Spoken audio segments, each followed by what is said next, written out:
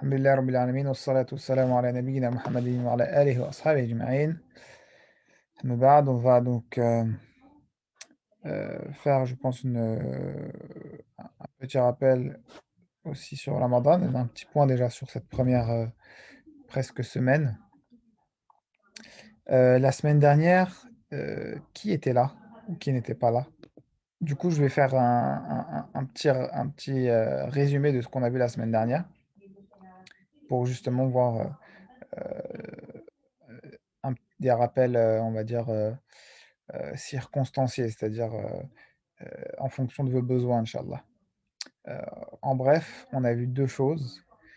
Première chose, évidemment, c'est les l'arrivée de Ramadan et on va dire les bienfaits qui sont et la raison de ce mois de Ramadan, heu, sur le fait que, eh bien, c'est le mois qu'Allah Azza wa Jal, a choisi pour que l'on jeûne, pour que l'on se rapproche de lui à travers le jeûne.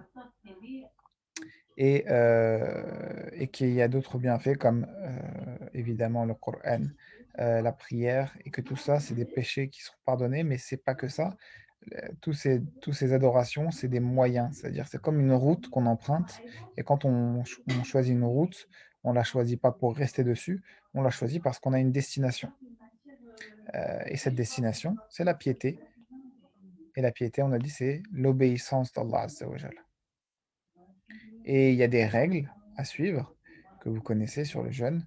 On en avait rappelé quelques-unes.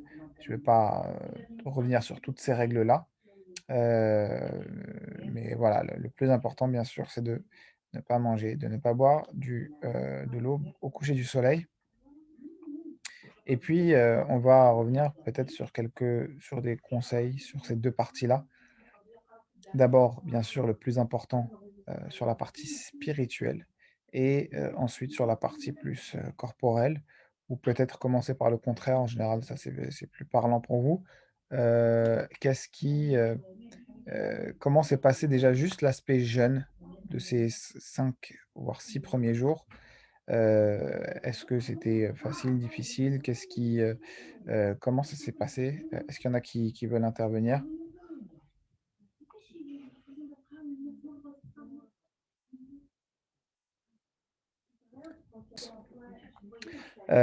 Donc ça revient chez tout le monde, la fatigue, ou en tout cas le besoin de se reposer, et parfois les premiers jours, ils sont plus difficiles que les suivants sur, le fait que le corps, il doit s'habituer. Ça, c'est tout à fait normal. Mais par contre, si votre corps, il s'habitue toujours pas au bout de plusieurs jours, donc là, maintenant, ça fait quasiment une semaine, là, ça doit vous inquiéter au sens, où vous devez vous poser des questions sur plusieurs choses. Déjà, bien sûr, le réflexe de base, c'est le suhour. Est-ce que vous mangez le matin? Ça, c'est la base. Si vous mangez pas le matin, et que, bah, ça vous y arrivez pas, ou en tout cas c'est dur, c'est normal.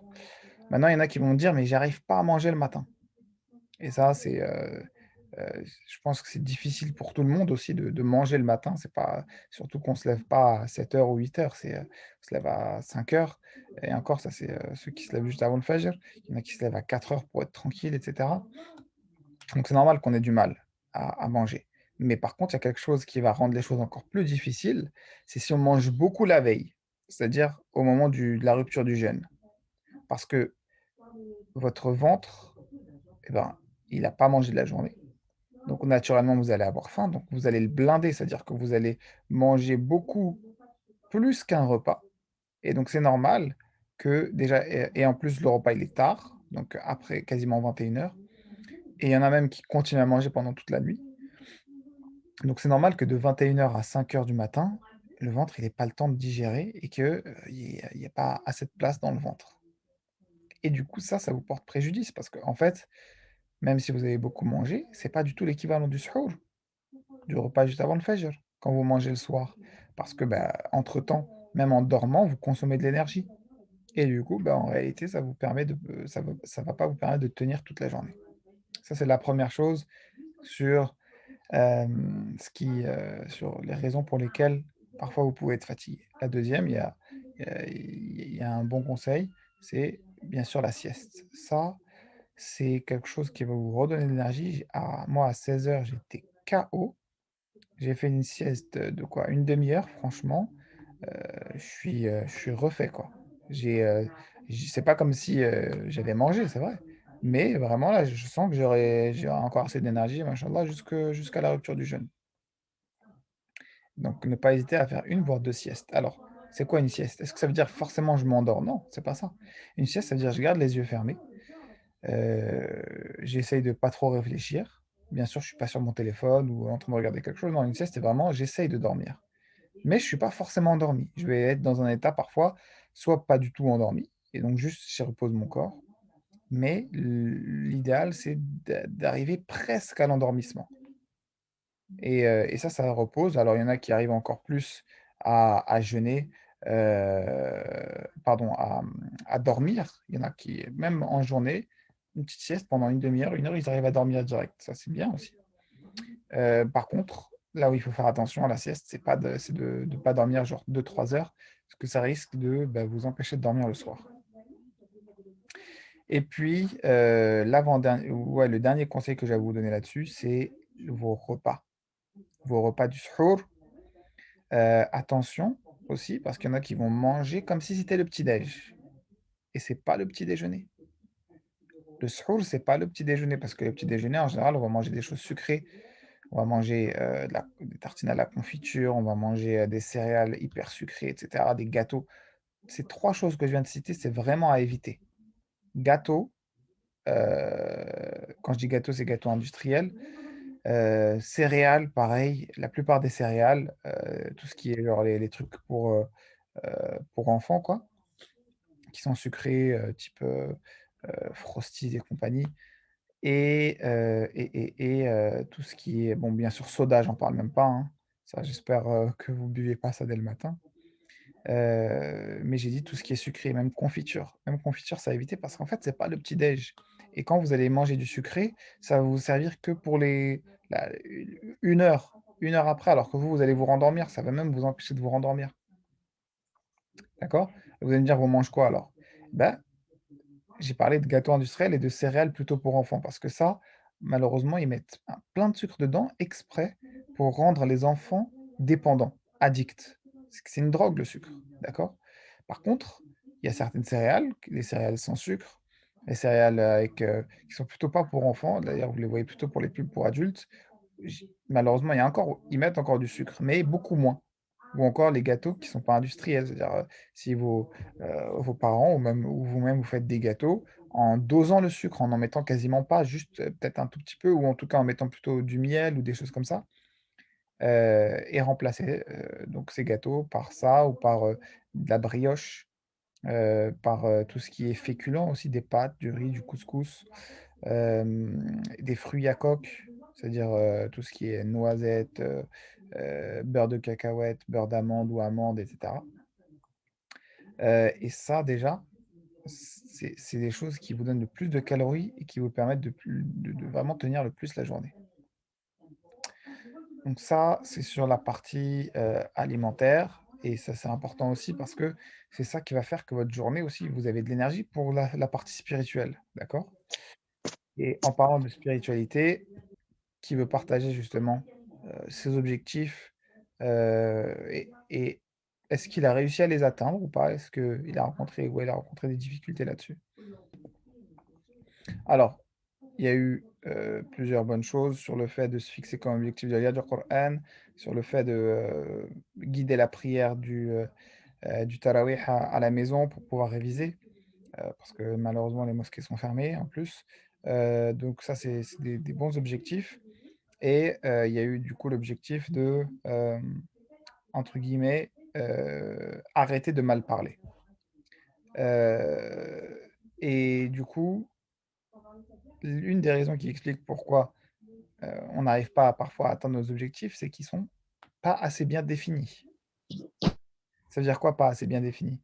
Ça veut dire, si je me fixe comme objectif de lire du Coran, comment je vais faire pour évaluer s'il est atteint ou pas l'objectif? Parce que du coup, lire du Coran, à partir du moment où je lis ne serait-ce qu'un mot du Coran, j'ai lu du Coran, d'accord? Donc bah, en réalité, c'est pas un objectif si, en lisant un mot, j'ai réussi à le faire. Un objectif, c'est quelque chose qui me demande quand même une certaine constance, qui, dont voilà, je peux être, fier à la fin, mais le fait d'avoir lu un mot, c'est à la portée de toute personne qui sait lire et d'ailleurs, il y a aussi un très bon objectif pour ceux qui savent pas lire, évidemment, c'est apprendre à lire l'arabe et je sais que pendant ce mois-là, il y a des sessions intensives d'arabe qui sont organisées en général. Donc ça, c'est plusieurs bons objectifs et si vous n'arrivez pas à atteindre vos objectifs, il faut vous poser la question de: «Est-ce que mon objectif, il est SMART?» Ça veut dire quoi SMART? SMART, c'est un acronyme, pour désigner qu'est-ce que doit contenir votre objectif. Ça veut dire quoi? Qu'est-ce que doit contenir votre objectif?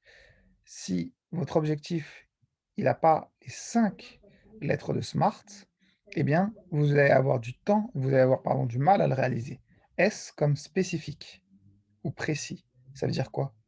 Ça veut dire que si je me fixe pas, quelque chose dans un domaine précis, eh ben, je vais pas évidemment réussir. Par exemple, je vais dire, faire des bonnes actions. Bah, c'est trop large. Soit je vais en faire beaucoup, ou soit je vais pas en faire beaucoup, mais à la fin, bah, je vais me dire que j'aurais réussi alors qu'en fait, j'aurais pas fait grand-chose. Et on va prendre l'exemple là, le contraire de me fixer, de me dire que c'est, de me dire, faire une bonne action, je vais plutôt dire lire du Coran. Mais même ça, c'est pas suffisant. Il faut deuxièmement que l'objectif, il soit M de mesurable. Lire du Coran, c'est pas mesurable. Un mot, une page, tout le Coran, tout ça, ça répond au même objectif de lire du Coran. Donc je vais dire lire du Coran, mais 1 page par jour, par exemple. Ou si c'est trop ou pas assez, 2 pages par jour, un hizb par jour. Ceux qui veulent lire le Coran en un mois, ils doivent lire 2 hizb par jour, c'est-à-dire 20 pages, ou encore, de manière encore plus précise, ils doivent lire 4 pages après chaque prière. Donc là, c'est mesurable. Mais ça j'allais y revenir, c'est dans le R de réaliste, mais il y a le avant ça, là, il y a le A de atteignable. Si je me fixe comme objectif de lire, d'apprendre par exemple, 10 pages, alors que moi déjà, ce que j'ai appris durant toute ma vie, c'était 1 page. Ça va être trop dur.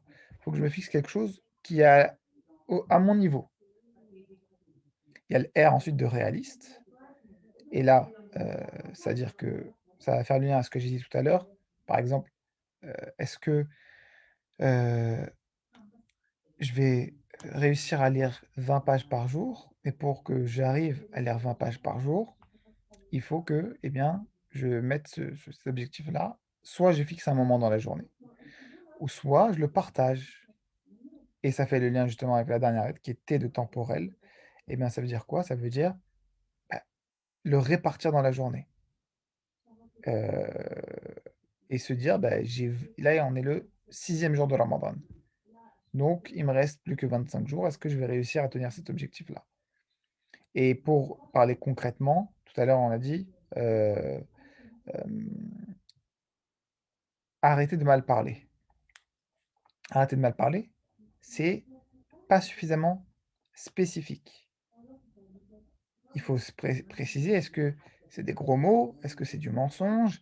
Est-ce que, ou au contraire, si c'est pas forcément quelque chose de négatif dans, ça va être par exemple, est-ce que c'est dire plutôt des choses gentilles? Et ensuite, il y a l'aspect mesurable. Est-ce que c'est, tout de suite, j'arrête tout? Donc là, on ne sera pas aussi dans l'aspect atteignable ou bien est-ce que c'est, bah, par exemple, d'habitude, je dis 10 gros mots par jour, d'accord? Et bah, là, je vais me dire, je vais plus en dire que 5 ou bien je vais en diminuer un par jour et me fixer des choses réalistes. Je pourrais pas du jour au lendemain tout arrêter et de me donner aussi des astuces. Par exemple, si c'est une question de gros mots, bah, je dois les compter. À chaque fois que je dois avoir quelque chose sur moi pour les noter, à chaque fois que j'en dis un, je note et dès que j'arrive au 9e, bah, là, c'est bon. Là, je me dis que je j'arrête de parler, par exemple, ou bien je m'isole. Mais je trouve un moyen pour, eh ben, diminuer ces gros mots-là, et essayer de faire en sorte que j'arrive à, même après Ramadan, à garder cet objectif-là. Et donc chacun doit se fixer son objectif en fonction de ce qui est le plus important. Et comme je vous l'avais dit la semaine dernière, le plus important, même avant de parler des gros mots, avant de parler de tout ce qu'on a parlé, c'est la prière. Si vous ne faites pas la prière, votre, votre jeûne, on ne va pas dire il n'est pas accepté. Et on va dire votre jeûne, malheureusement, vous n'en tirerez aucune bonne action. Vous allez en tirer, alhamdoulilah, le fait de ne pas avoir des péchés, mais vous n'en tirez aucune bonne action, juste déjà rien qu'avec la prière de l'Asr. Le prophète il nous dit, alayhi salatu wassalam, celui qui ne fait pas l'Asr à l'heure, c'est comme s'il avait perdu, c'est comme si toutes ses actions de la journée étaient annulées. Alors imaginez celui qui ne le fait pas du tout et qui ne fait pas les autres prières. Donc là, vous êtes tous en âge de faire la prière, et là, vous n'êtes plus en âge de faire la prière par étapes. Donc là, il faut se dire, dès aujourd'hui, si je ne la fais pas, je la fais. Je commence à la faire parce que c'est une obligation, point final. Et je sais qu'en la faisant, Allah Azza wa Jal, il va accepter ma bonne action. Allah, il va me donner tout ce dont j'ai besoin. Parce que si je ne la fais pas maintenant, pendant Ramadan, quand est-ce que je vais la faire? Alors que les diables, ils sont enchaînés. À quel moment? Je vais attendre quoi? Je vais attendre un tremblement de terre? Je vais attendre qu'il y ait une météorite qui vienne pour que je me commence à me dire, ah ben en fait, il faut que je prie. C'est le moment là, c'est Ramadan. Et c'est le moment où justement on prend les bonnes habitudes. Et la première habitude, c'est la prière. Et deuxièmement, si vous la faites déjà, c'est la faire à l'heure. Et donc là, on parle justement de ces étapes-là. Premièrement, vous la faites. Deuxièmement, une fois que vous la faites à l'heure. Parce que quand vous l'aurez fait, Allah Azza wa Jal, il vous donnera tout ce dont vous avez besoin et il vous guidera pour justement vous rapprocher encore plus de lui. Et puis, si vous faites déjà la prière et que vous la faites déjà à l'heure, alhamdoulilah, vous avez toujours des choses à corriger, quelle que soit la personne. On a toujours des choses à améliorer, des choses sur lesquelles on doit se faire pardonner. Et ça, c'est bien sûr entre vous et Dieu. Et n'hésitez pas à demander des conseils sur des sujets, je suis là pour ça. Sur ce, je vous dis Allahumma anfa'na bima 'allamtana wa 'allimna ma yanfa'una wa zidna ilma. N'oubliez pas que vous avez une doua à exaucer à chaque jour de Ramadan. À chaque rupture de jeûne, vous avez une doua à exaucer. Et ce que je vous conseille même de faire, c'est de faire une liste. De faire une liste de toutes les doigts que vous allez faire, comme ça vous les faites pas en double. Et si vous les faites en double, vous savez que vous les faites en double pour que, ou en triple ou plus, pour que Allah vous l'accorde. D'accord? Une liste, par exemple, sur le fait de demander le paradis à Allah, de demander qu'il protège votre famille, de demander qu'il vous guide, qui vous accorde ce dont vous avez besoin, qui vous accorde le savoir utile, qui vous facilite vos études, etc., etc. Vous faites une liste de tout ce dont vous avez besoin. Et chaque jour, une doigt spécifique. Et bien sûr, ce à quoi vous tenez vraiment, vous le faites plusieurs jours. Et c'est un peu comme une liste, c'est une liste de vœux en fait. Ok? Sur ce, je vous dis Shahia Tayyiba Sahafturukum et à la semaine prochaine, Inch'Allah.